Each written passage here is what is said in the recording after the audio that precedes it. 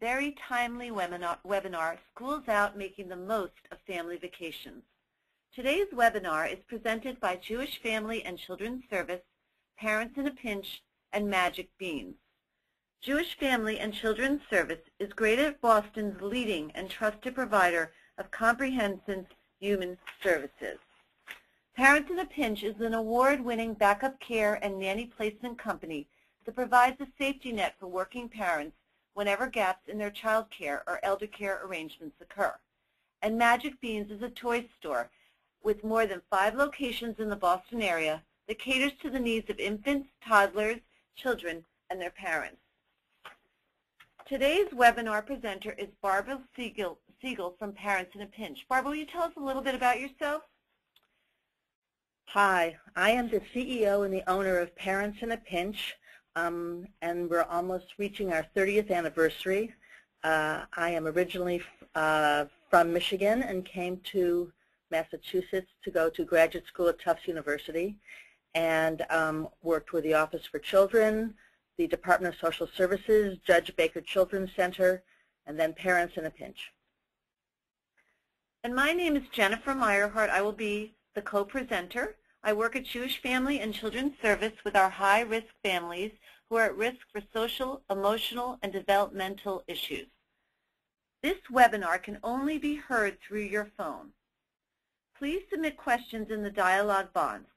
At the end, we will answer as many as we can during the webinar. Thank you. I'm going to start talking about vacationing with your family. I'm going to go age group by age group, and we're going to cover today 3 age groups: infants, babies, and then 3 to 6-year-olds, and then 7 to 9-year-olds. So I'm first going to talk about traveling with infants. The baby years are a terrific time to travel because babies are portable and they have very basic, simple needs. But if this is your first child, you have to redefine what the meaning of vacation is. It still can be a time for you and your spouse to have time together, but it's not exactly like it used to be.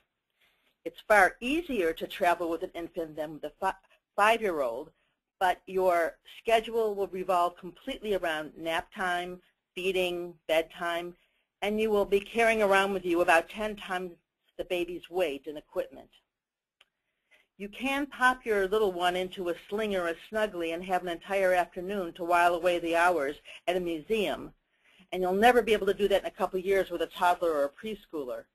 But preparing for a vacation with an infant takes a lot of planning. Will you rent, borrow, or bring a stroller and a car seat? Will your brand of diapers, shampoo, lotion be available at your destination, or will you need to bring them? How much room will there be in your luggage for a favorite blanket or stuffed animals? Let me just go through a couple of tips when you're traveling with infants that you have to, some of them you may or may not be aware of. First of all, when you're traveling by plane, the TSA has a rule that you cannot bring any liquids over 3 ounces, but that does not apply to you as a parent of an infant. They waive the 3-ounce rule for milk or breast milk in larger containers, but if that's what you have to be prepared for additional screening, which will take more time. If your child takes formula, the easiest thing to do is to bring empty bottles filled with powdered formula at the bottom, and then after you're through security, then buy bottled water on the concourse so that you can have what the child needs through the flight. I am a great big fan of underpacking. I can take a carry-on bag for a month trip. However, when you're traveling with an infant, you have to overpack. You have to be prepared in case there's a delay, either in the airport or on the tarmac. You need to pack twice as many bottles as you think you'll need: diapers, wipes, food, formula. You have to prepare for anything that might happen in air travel. You know you're going to bring extra outfits for the baby in case he or she spits up, but you probably want to bring an extra top for yourself or extra clothes for yourself in case your clothes get spit up upon or worse. One tip is in your checked luggage, don't put all of the baby's things in its own suitcase, in her own suitcase. Because if one suitcase is lost, it would be quite disastrous if that was the suitcase that was the baby's. So if you pack the baby stuff and spread it around to all the suitcases, if one suitcase is lost, you won't be quite as desperate. Another fun tip that you might not think about is bring a roll of blue painter's tape. You can use that at your destination to cover electrical outlets, to tape down dangling electrical cords so that you won't ruin the walls of the hotel. It's a nice little handy-dandy thing to have with you. Also, dress the baby for travel in overalls. That works because you can link onto the shoulder a link toy or the baby's pacifier so that they don't constantly get dropped onto the ground. And it's common sense, but try to make trips with as few connecting flights as possible. The hardest time for everybody is the takeoff and the landing, and the air pressure. If the baby has a congested nose, might be very difficult. So try to limit your connections. And airlines allow you to bring your stroller with you to the very end of the jetway. So keep a stroller with you at the end of the jetway right before you climb onto the plane. They will check it there. And then when you get off the plane, they will have it waiting for you when you get right off the plane. And unless you have a connecting flight that you have to rush through, give the businessmen a break that are behind you and let everybody off the plane first. You're going to probably have to be picking up all sorts of things around your seat. Some toys, maybe a bottle, some burp cloths. And when you're rushing to get out of the seat in order, you might forget some of those things. So just wait if you can. And then when everybody's off the plane, take your time, gather everything, and leave the plane. Also, your stroller won't be available to you until the plane is empty, so that you'll be waiting anyway at the end of the jetway. So let people behind you off first. Barbara, a lot of my clients wonder if they should have their children, their infants, have their own seat or have them on their laps. Do you have any thoughts about that? If you have them on your, well, there's pros and cons of everything. It doesn't cost if you put a child under 2 on your lap. And flights, with the cost of flights, people just find that is really the most cost-effective thing to do. However, if cost is not the primary issue and you have a car seat, I think it's probably preferable to buy a plane seat for the baby, because the car seat you'll bring is something that's familiar to the baby, and he or she will sleep better in the car seat. It's safer. It's better if you buy a seat, safety-wise and comfort-wise for everybody, but sometimes that's just not possible. I'm going to talk now about traveling with 3 to 6-year-olds. They are great to travel with if you go on the right vacation. It took me several years to get this right. He was almost too old for me to finally figure out what I was doing wrong. At that age, kids are open, they're upbeat, they're curious, they love to be with mom and dad. Another great thing that we found for this 3 to 6-year-old is you are not prisoner to the school schedule. You can take a child out anytime during school for a week for a vacation, so you can avoid crowds and school vacation times and go off season. A preschooler missing a week will not ruin his entire academic career. The issue with traveling with 3 or 6-year-olds is patience. 3 and 6-year-olds want to check out every bug on the hiking trail, every crab on the beach. They will make a friend, and suddenly that is their best friend, that they are inseparable, and they will become inseparable. So you have to factor in a great deal of flexibility and extra time. This is not the time to go on a scheduled sightseeing vacation.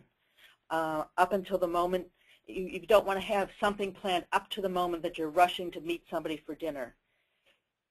Consider vacations that there is no agenda, so that you are not rushing the kids.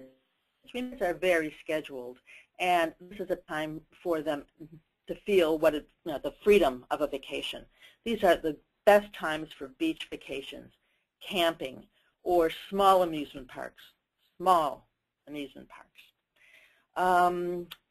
Ask your local library about books about the destination or about a family's beach vacation if that's where you're going. And remember to pack some familiar foods if you have a picky eater. Bringing a jar of peanut butter or a package of spaghetti that you know your children will eat will be best than trying to figure off a menu or a foreign menu what they may or may not touch.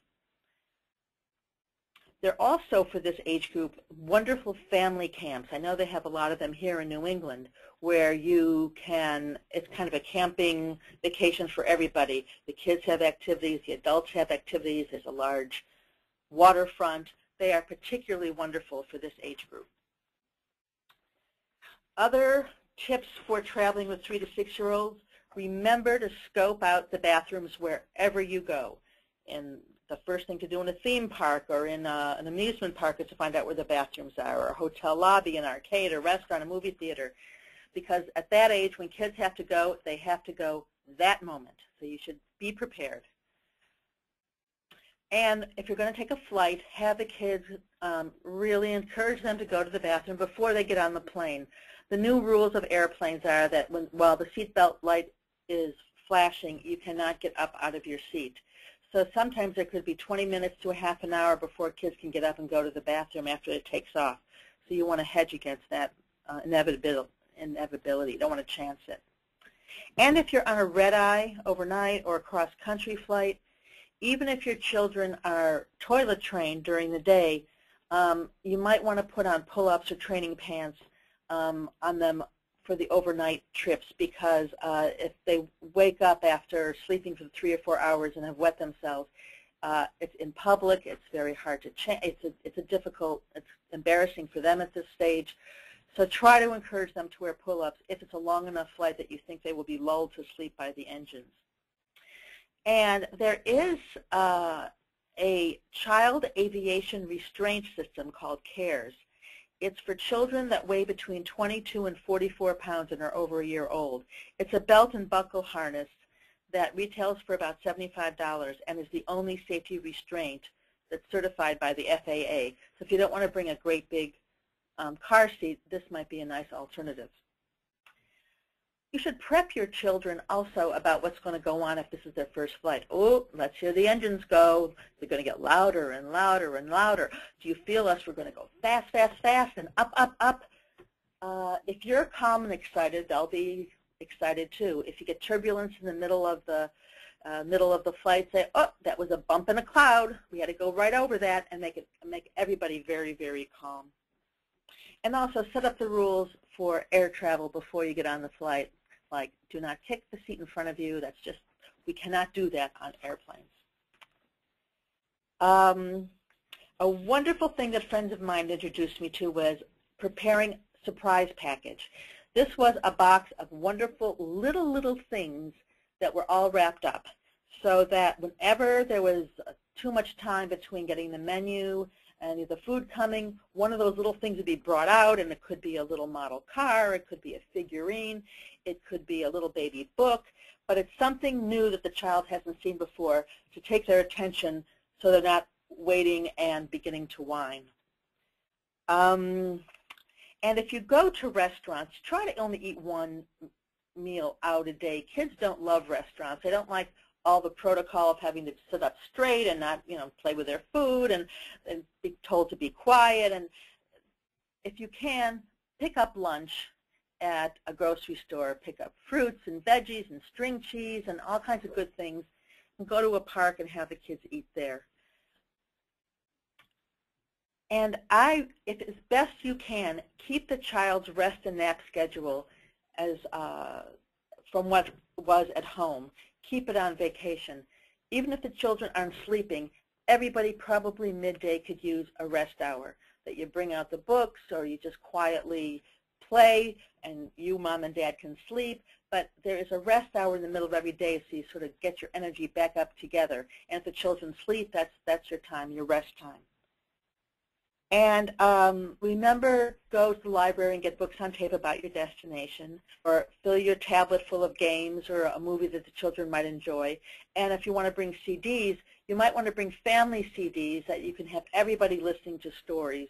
Or what my family used to enjoy is those old-time 40s radio hours with mysteries and superheroes. We all loved those. Barbara, a lot of my families try to ensure that they stay places that have, at minimum, a refrigerator, if not a full kitchen, to avoid, as you said, eating out every meal, and just to have things like milk, cheese sticks on hand when their children get hungry. Many hotels will rent you just a fridge for the week. Even if it's a small one, it can keep some of the essentials that will keep the kids happy in between meals. I think when you travel with families, better than hotels, are if you rent a condo or a house for your week, if it's a week trip. It's more comfortable for you all to have separate rooms. It's more comfortable because there is a kitchen and you can store things in the kitchen. In general, it's much easier now to rent those. There are a lot of websites. There's Airbnb.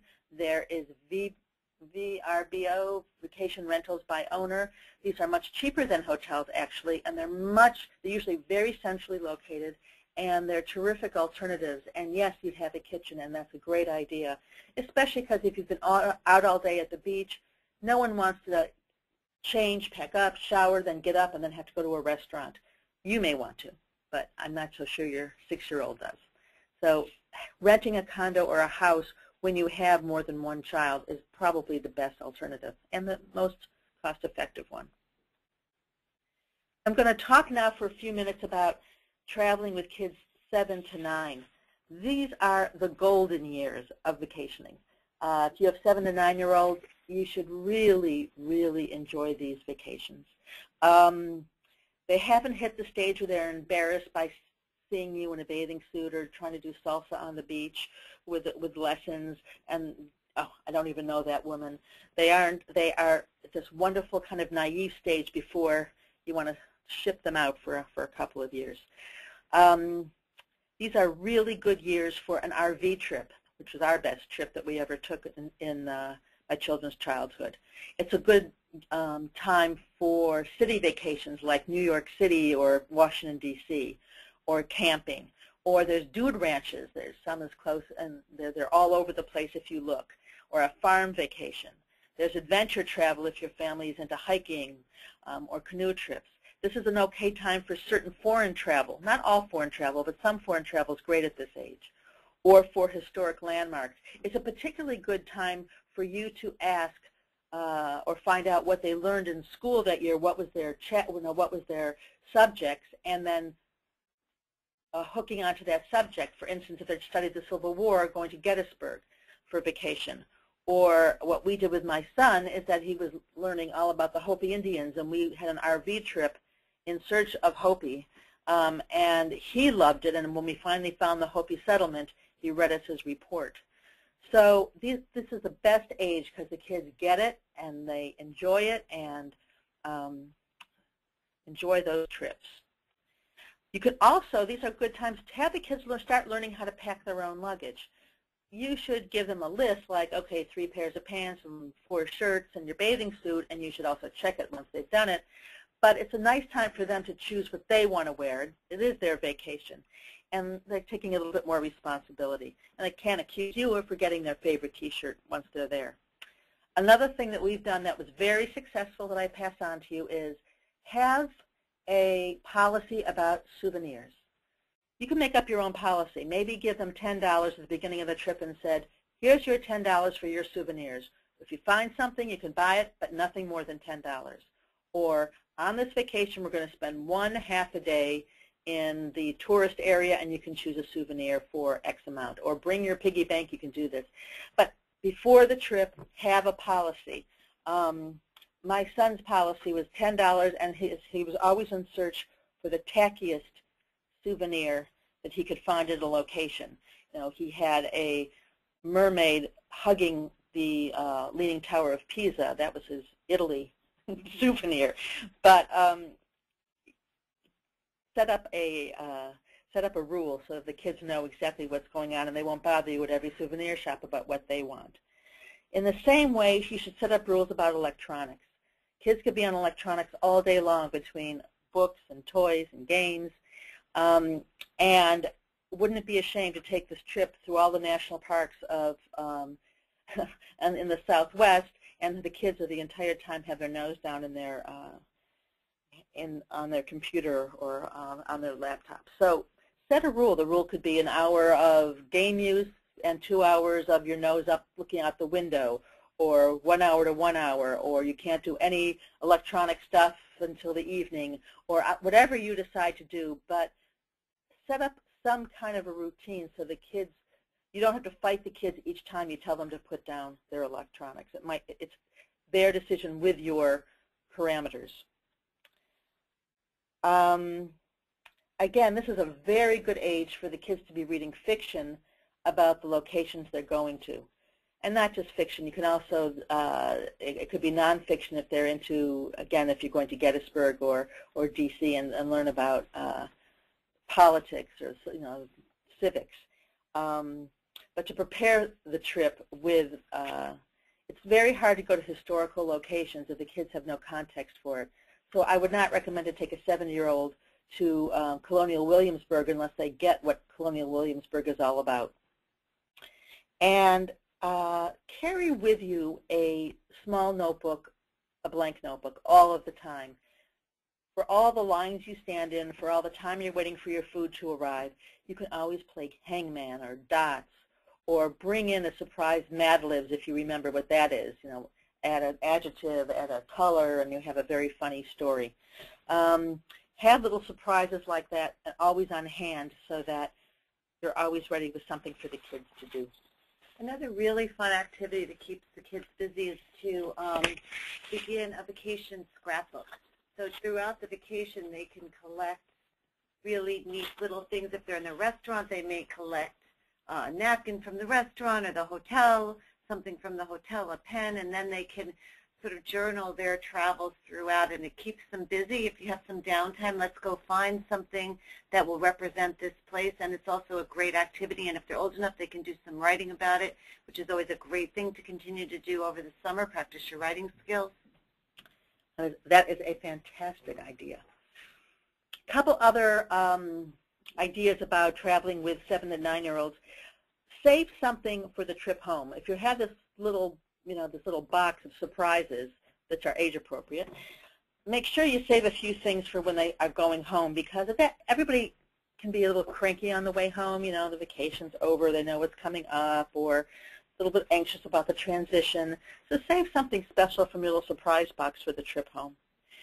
And again, consider audiobooks for this age group. And another very nice idea is to allow, if you have 2 or 3 children, each child gets to choose the activity for an afternoon. I think the safest way to do this is to have mom and dad should prepare a list of maybe 10 things that are possible, and each child gets to choose one special thing that they especially want to do, and that's their afternoon. Everybody has to go. No one can complain, because the next day they get to choose the special thing. On this famous trip to Italy where my son bought the Eiffel Tower, he saw a big sign that said baseball in English. Well, Italy or no Italy, what he wanted to do for the entire day is go to watch the baseball practice of the Florence baseball team. And that's what we did. So everybody should get a chance to do what he or she wants to do. And that might include mom and dad get their day too. One wants to go antiquing, or the other one wants to go to a special sightseeing thing. Everybody's got to agree to doing that, because everybody gets their day. So these are, I'm just going to then briefly go through the pros and cons of other vacation options that you might be considering based on my experience of Parents in a Pinch and my personal experience. Taking a cruise, there are 4, 5, 6, 7-day cruises, usually out of Florida. Those are vacations that a lot of families go on because they're easy. You unpack once, you're on the cruise boat.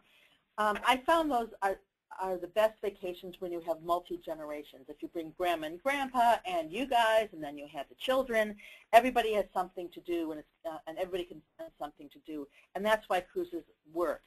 You don't really see many destinations. You just get a taste of the tourist areas in certain destinations. But cruises, I think, are really great when you have generations coming together. Beach resorts are terrific.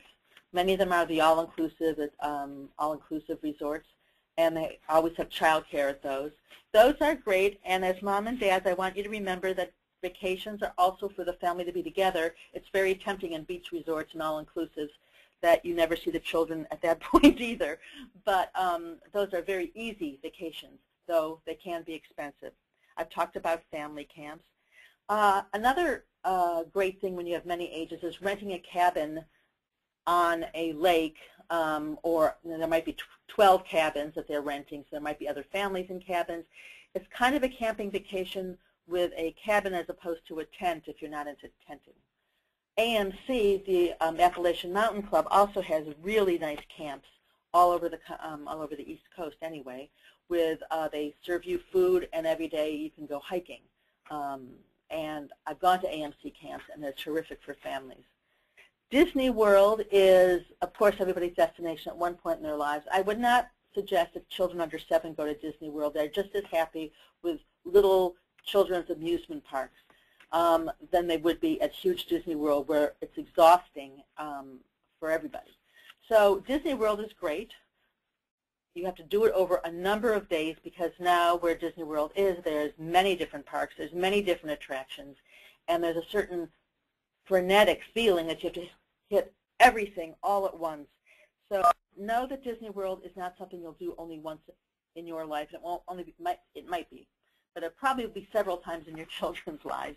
So don't feel the push to do absolutely everything if you do a Disney World vacation, and try to wait till the kids get a little older. If you're going to be doing an overseas vacation like Europe, Asia, or Africa, some of these are better or worse for younger kids. Again, I would not think that anybody under 7 or 8 would appreciate those vacations. They don't understand quite their own culture compared to others. It's tough. Wait till the kids can really appreciate it. Africa is, if you can do it, is the most fabulous vacation you can possibly take. But the kids should really be of an age that they can appreciate it. Asia is fascinating for children because it's so different, and there's many Asian countries that they really feel the difference. Europe is tough with kids. In one way it's easy because it looks familiar. On the other way, it's so familiar that sometimes they don't feel they're on vacation. Walking through Paris, you're in heaven, and they're thinking like, well, this is just another city. So if you're going to do those sorts of vacations, it's got to be very different and very interesting, or save it till kids really get it and understand what it is they're seeing and what they're experiencing. And with that, I can answer any questions you may have or suggestions for other parents for vacations. You can send us your questions via the question box on the right of your screen, and we'll either answer them here or we can email you with an answer. Barbara, thank you for all that fantastic information. We just got a question in. What do you think about hiring a babysitter in a different city? I think if you know the agency and you trust the agency where the babysitter is coming from, it's a perfectly fine thing. Many hotels use their cleaning staff on their off hours to do babysitting. But there are places like Parents in a Pinch in Boston who do babysitting using screened and trained child care people for babysitters. If you want to know in the city you're going to an agency like that, I'm happy to give you a referral. We have many families who bring their nanny with them on vacation. And if you do that, parenthetically, it's not the nanny's vacation. That's still her job, so it's your vacation. But people do that as well, so that there's some parent time and then there's some family time. Barbara, we have one more quick question that came in before we end. How do I plan and help my child with jet lag and time changes? That's a really good question. If it's a short trip, don't try to adjust the child to the new time zone, because if it's only going to be a weekend or a 4-day trip, depending on how many hours away it is, try to keep their old schedule as best you can.